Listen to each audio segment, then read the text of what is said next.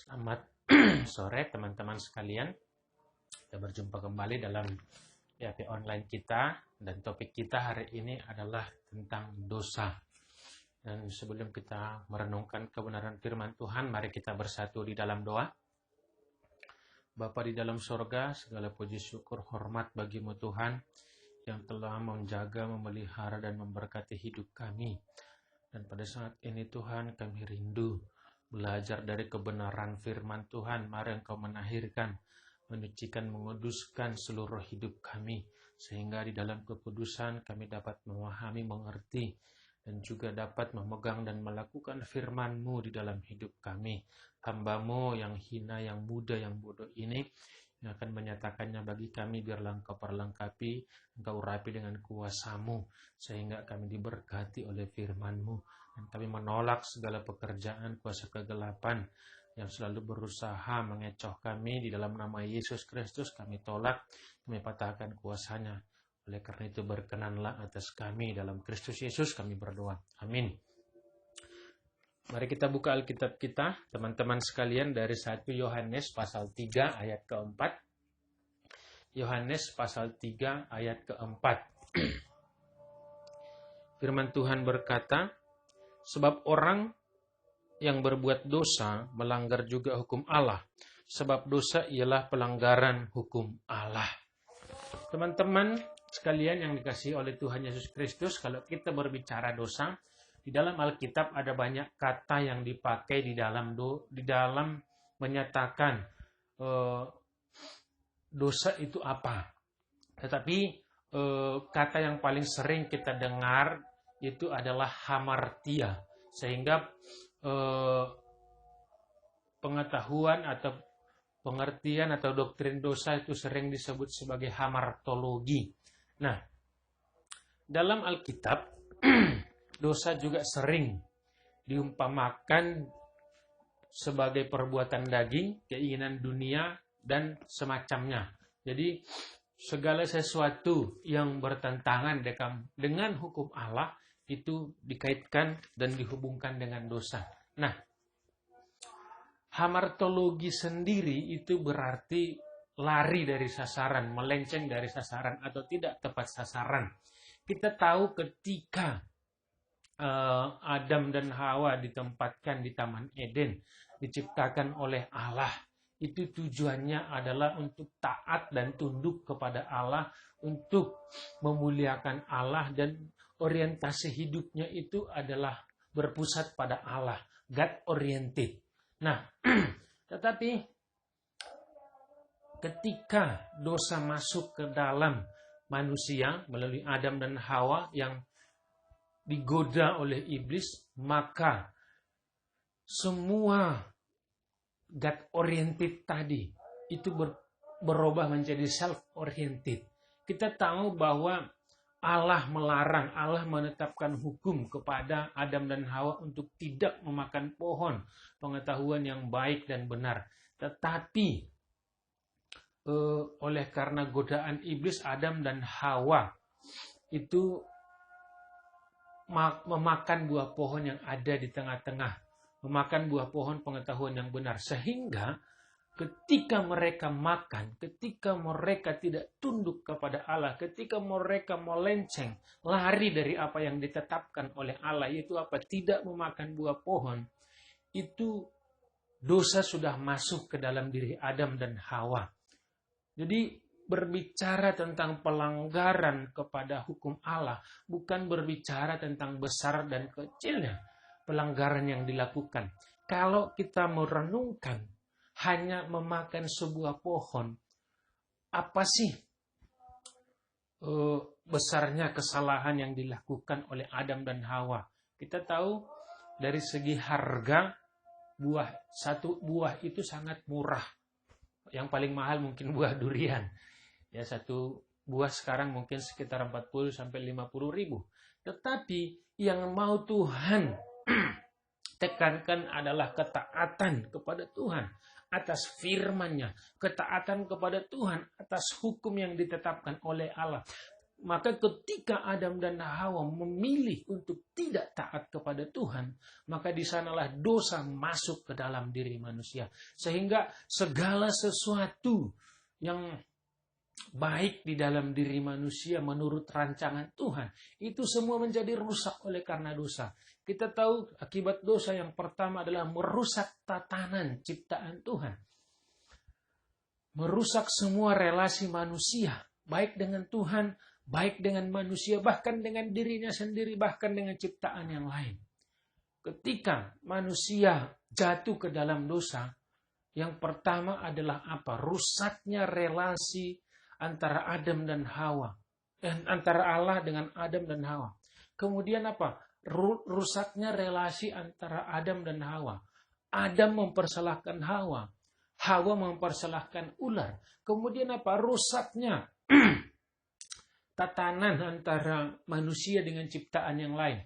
Ketika Adam dan Hawa belum jatuh ke dalam dosa, mereka tidak perlu mengusahakan tanah dengan berpeluh untuk memenuhi kebutuhan mereka. Tetapi ketika dosa masuk ke dalam manusia, maka Allah mengatakan, terkutuklah tanah dan engkau akan berpeluh untuk memenuhi segala kebutuhanmu. Nah, kalau kita rinci, maka semua tatanan yang baik yang Tuhan katakan ketika menciptakan dunia ini sungguh amat baik, itu menjadi rusak.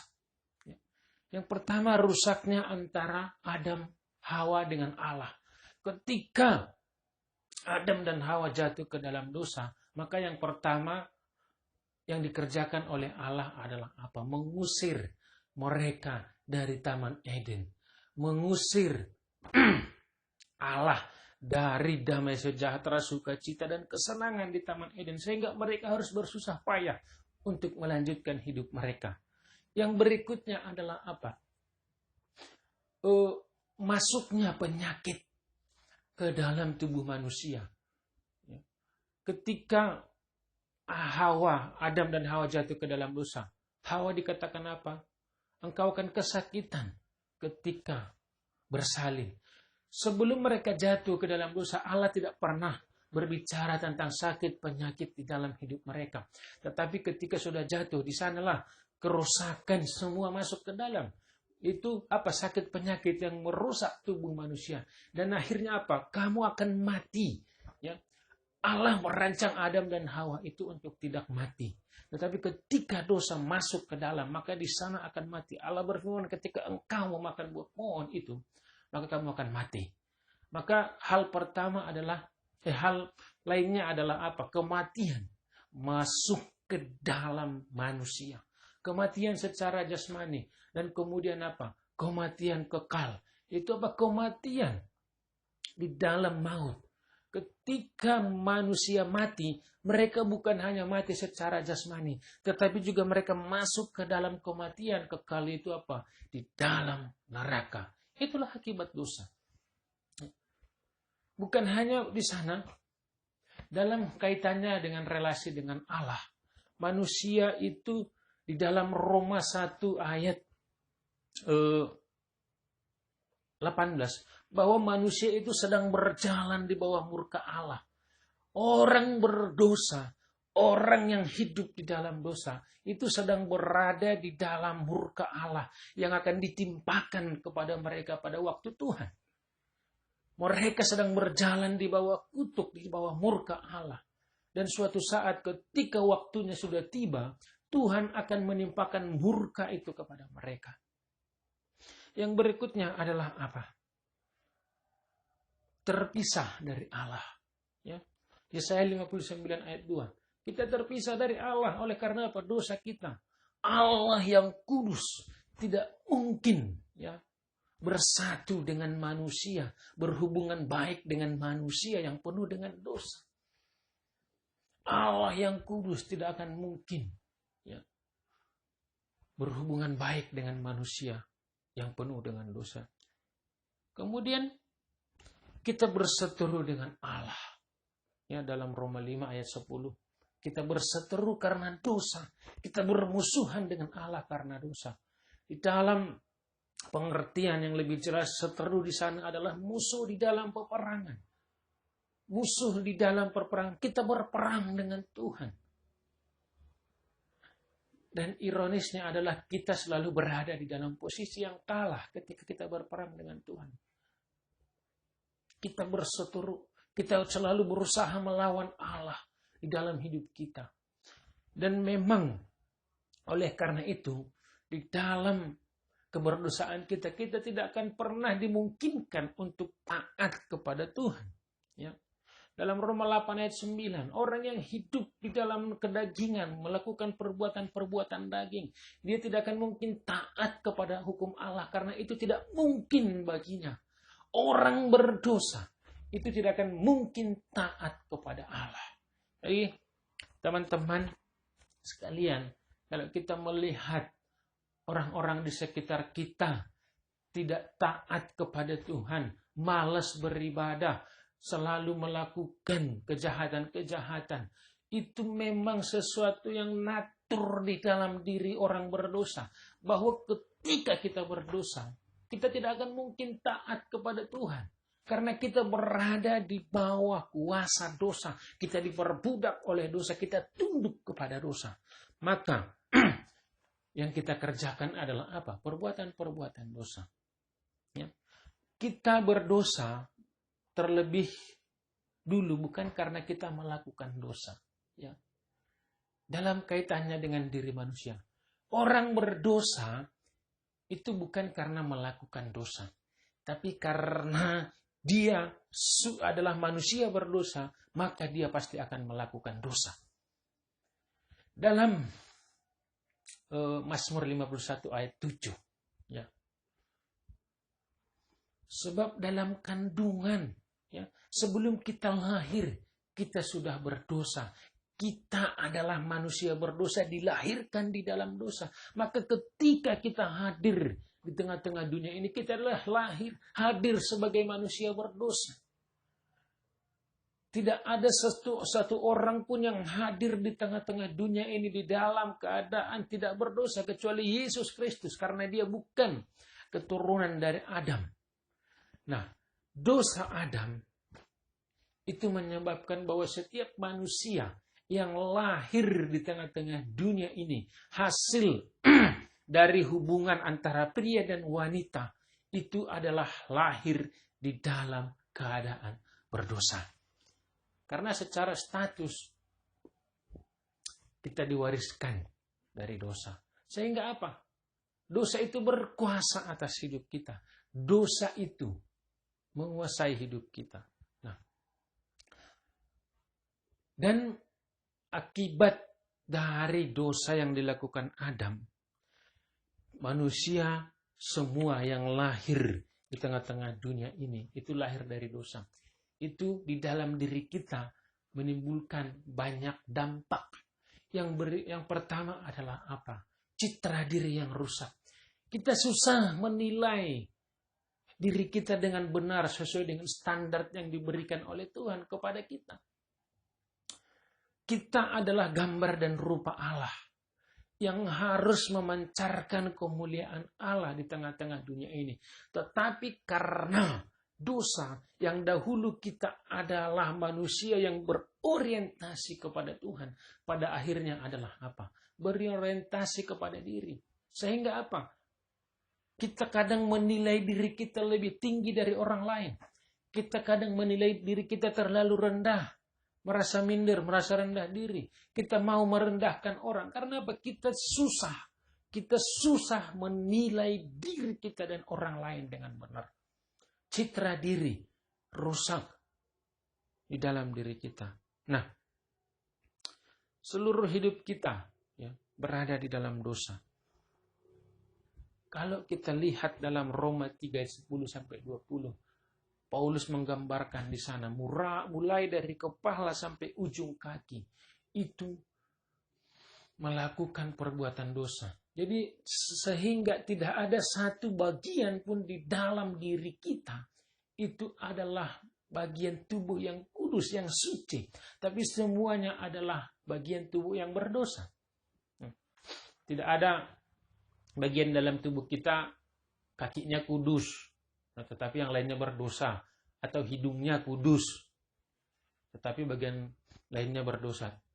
Tetapi seluruh tubuh kita mulai dari kepala sampai kaki itu adalah najis dan berdosa. Ya. Kemudian berada di dalam kuasa dosa sehingga apa? Berada di bawah kuasa itu berarti kita tunduk dan kita tidak sanggup melawan dosa. Karena itu tadi, keinginan daging, keinginan dunia ini menguasai kita sehingga itu tidak memungkinkan kita untuk tunduk kepada hukum Allah. Bahkan ketika kita melakukan kebaikan-kebaikan di dalam hidup kita, itu semua kadang disusupi oleh dosa di dalam hidup kita.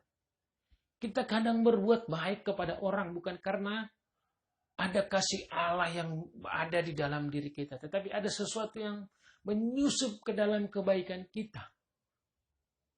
Ketika orang tidak berbuat baik kepada kita, kita menjadi jengkel. Berarti kebaikan kita bukan kebaikan yang kudus, bukan kebaikan yang tulus. Sama seperti kebaikan Allah yang tidak memandang, yang tidak melihat siapa orang yang dia kasihi. Apakah manusia membalas kasihnya atau tidak. Itulah kasih yang kudus, tapi kasih kita ya, tidak kudus. Kemudian kita lemah. Roma 5. Ketika kita masih lemah, tidak berdaya, tidak punya kemampuan. Maka di dalam orang berdosa ketika dalam pencobaan, dalam tantangan, dia cenderung jatuh. Karena tidak punya kekuatan, karena lemah. Ketika dia digoda oleh iblis, ketika dia digoda oleh keinginan dagingnya, ketika dia digoda oleh dunia ini, maka dia akan cenderung jatuh. Karena dia dalam keadaan lemah. Ya. Dan di dalam keadaan berdosa, kita tidak mampu menyelamatkan diri. Karena kita mati. Efesus 2 ayat 1. Sebab kamu dahulu mati karena dosa-dosamu. Orang mati tidak bisa melakukan apa-apa. Orang yang lemah tidak bisa menyelamatkan diri. Bahkan sekalipun hukum Taurat diberikan kepada manusia, justru bukan untuk menyelamatkan kita. Itu adalah apa? Untuk mengetahui bahwa kita ini adalah orang-orang berdosa. Paulus dalam Roma menuliskan sebab hukum Taurat diberikan kepada kita. Supaya apa? Kita mengenal dosa. Kita mengetahui dosa. Sehingga itu melihat, menggambarkan, menyatakan bahwa kita tidak mampu tunduk dan taat kepada dosa. Sebab tidak ada orang yang sanggup memenuhi tuntutan hukum Taurat, taat sempurna. Jadi ketika kita mencuri, kita sudah tahu kita jatuh ke dalam dosa. Ketika kita berbohong, kita tahu kita jatuh ke dalam dosa. Dan itu menandakan kelemahan dan ketidakmampuan kita untuk menyelamatkan diri. Karena ketika kita jatuh ke dalam dosa, maka kematian adalah menjadi bagian kita. Tidak mampu. Kebaikan-kebaikan.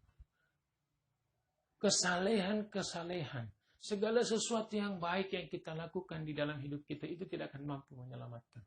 Memang pengajaran di dunia ini mengatakan bahwa orang yang baik pasti akan masuk surga. Tetapi pandangan Kristen, Alkitab mengatakan, bukan karena kebaikan kita diselamatkan oleh Tuhan. Bukan karena perbuatan, usaha atau apapun yang bisa menyelamatkan kita dari hukuman dosa.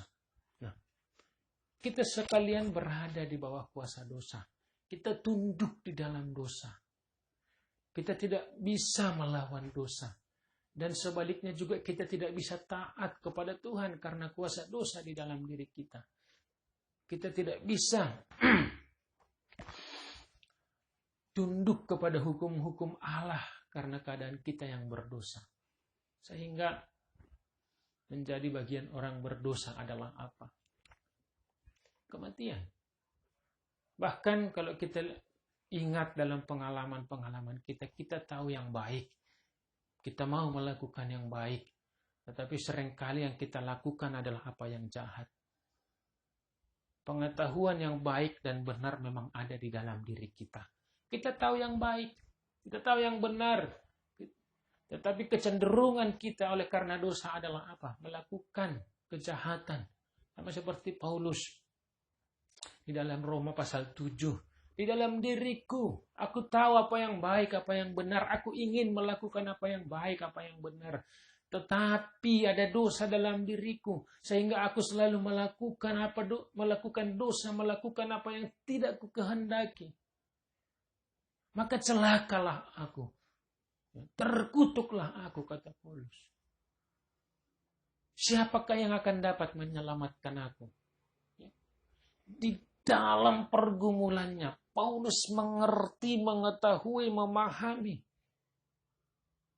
apa yang baik, apa yang benar. Dia terti hukum Taurat. Tetapi dalam praktek hidupnya, dia selalu tunduk untuk melakukan yang jahat, melakukan dosa. Karena ada kuasa dosa di dalam dirinya. Maka Paulus mengatakan, terkutuklah aku. Jadi siapakah yang akan menyelamatkan aku? Aku tidak bisa menyelamatkan diriku. Syukur kepada Allah. Di dalam Kristus Yesus. Teman-teman sekalian, Alkitab tidak pernah mengajarkan bahwa kebaikan kita, usaha kita, perbuatan kita itu sanggup menyelamatkan kita dari dosa. Itu tidak akan pernah cukup. Karena kita ini adalah orang-orang yang sedang berada di dalam murka. Orang-orang yang sedang bermusuhan dan berperang dengan Allah. Dan kita sedang berjalan menuju kematian oleh karena dosa kita. Ya. Sehingga apa? Di dalam keberdosaan kita tidak bisa melihat apa yang baik, kita dapat melihat apa yang benar. Bahkan dengan sesama kita oleh karena dosa, kita pun tidak akan pernah berhubungan dengan baik. Kita tahu Adam dan Hawa ketika jatuh ke dalam dosa saling mempersalahkan. Dan di dalam kehidupan kita sehari-hari kita dapat melihat banyak orang bermusuhan, banyak orang saling menyalahkan, banyak orang hanya mementingkan diri sendiri.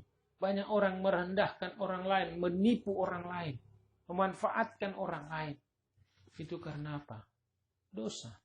Karena memang kecenderungan hati orang berdosa adalah melakukan dosa. Dan biasanya dosa itu selalu bertambah dan berkembang. Kejadian 6, Allah melihat dosa manusia itu bertambah. Dan kecenderungan hatinya adalah melakukan dosa. Yang kita tahu, yang kita fasih dan yang kita kuasai di dalam hidup kita, di dalam kedagingan kita adalah melakukan dosa. Tanpa diajari kita pintar melakukan dosa. Ya. Anak kecil tanpa diajari sudah pintar berbohong. Anak kecil tanpa diajari sudah pintar melawan. Saya kira tidak ada orang tua yang mendidik khusus anak-anaknya untuk melakukan dosa. Tetapi orang tua selalu berusaha mendidik anak-anaknya menjadi anak yang baik, anak yang patuh, anak yang mengasihi sesamanya. Tetapi dalam prinsipnya, dalam perkembangannya, anak-anak tahu berbuat dosa, pintar melakukan dosa, tanpa diajari sekalipun. Karena memang dia lahir di dalam dosa. Dia punya natur sebagai orang berdosa. Sehingga apa? Dosa dalam dirinya itu mengajari dia untuk melakukan dosa di dalam hidupnya. Teman-teman, dosa itu begitu merusak kehidupan manusia. Bukan hanya merusak kehidupan kita selama di dunia ini, merusak semua tatanan kita, tetapi dosa juga akhirnya merusak kehidupan yang kekal. Sehingga setiap orang yang berdosa, itu bagiannya adalah murka Allah. Bagiannya adalah kematian dan maut yang akhirnya akan berada di dalam neraka. Jadi bagaimana kita bisa keluar dari kuasa dosa? Sama seperti yang Paulus katakan, siapakah yang akan menyelamatkan aku? Syukur kepada Allah di dalam Kristus Yesus. Karena kita berdosa, Kristus harus datang untuk menyelamatkan kita. Ya, karena kita orang berdosa, maka Kristus harus datang. Karena apa? Memang keselamatan kita bukan karena kita lakukan, bukan karena perbuatan kita. Efesus 2 ayat 8-9.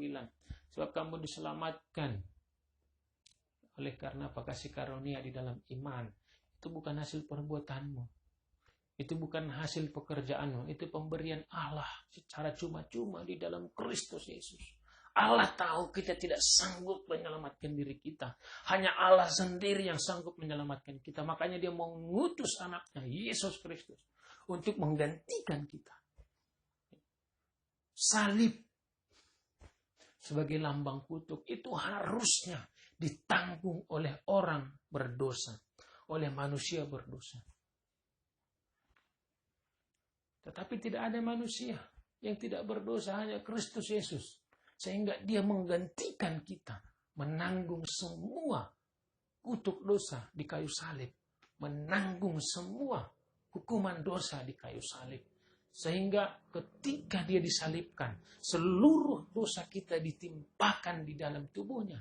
Sehingga ketika dia mati dan bangkit kembali, kuasa kebangkitannya itu mengalahkan kuasa dosa, kuasa kematian dikalahkan di dalam kebangkitan Kristus. Sehingga apa? Orang yang percaya di dalam Kristus itu juga memperoleh kuasa yang dimiliki oleh Kristus di dalam hidupnya. Jadi setiap orang yang percaya kepada Kristus itu akan beroleh keselamatan secara cuma-cuma. Yesus mengatakan, aku akan membangkitkan mereka pada akhir zaman. Yesus menawarkan jalan keluar bagi kita. Dan hanya itu satu-satunya jalan keselamatan bagi kita. Sehingga apa?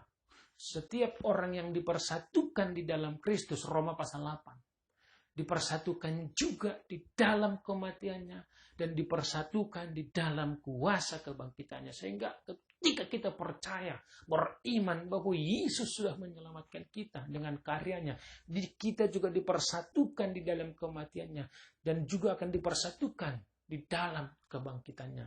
Sehingga sekalipun kita mati di dalam daging, kita akan dibangkitkan di dalam roh. Maka jika engkau pada saat ini belum meyakini tentang kehidupanmu, tentang janji Allah bagi orang-orang percaya, saatnya lah sekarang bagimu untuk meresponi anugerah Allah. Maukah engkau percaya bahwa Yesus sudah mati bagimu? Maukah engkau percaya bahwa Yesus sudah mengalahkan kuasa maut? Dan maukah engkau menyerahkan hidupmu, bersekutu dengan Dia, sehingga apa? Seluruh hidupmu dipersatukan dengan Kristus. Sehingga sekalipun engkau nanti mati, kuasa kebangkitannya juga akan ada bersamamu. Maka akuilah dosamu. Serahkan hidupmu.